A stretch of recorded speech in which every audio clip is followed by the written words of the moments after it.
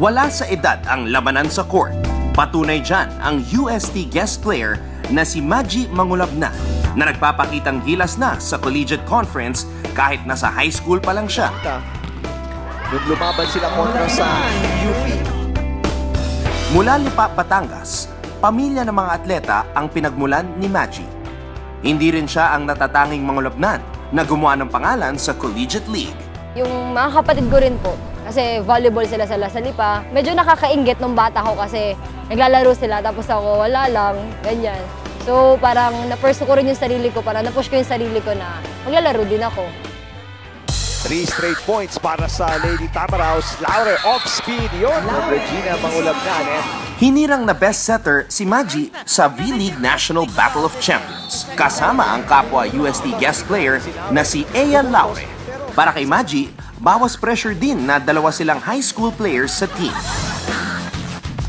Masaya naman po kami magkasama, lalo na pagdating sa loob ng court kasi may connections po na nangyayari sa amin. Talagang ine-ensayo po namin, pinagsasagaan po namin para mapakita sa tao na kaya namin.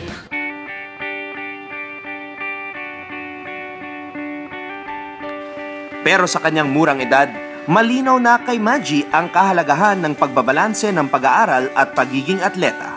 Plano niyang kumuha ng kursong speech pathology sa UST. Kailangan mong i-give yung best mo sa lahat ng kahit na ginagawa mo. Training is training, parang school is school. Kailangan alam natin yung pagkakaiba ng student is a student, athlete is an athlete.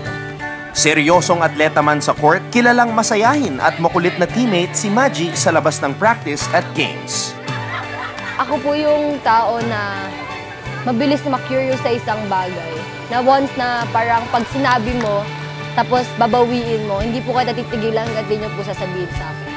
Kasulukuyang kasama si Maji sa top setters ng liga. Pero kay Maji, nag-uumpisa pa lang ang kanyang journey sa siguradong makulay na volleyball career na naghihintay sa kanya.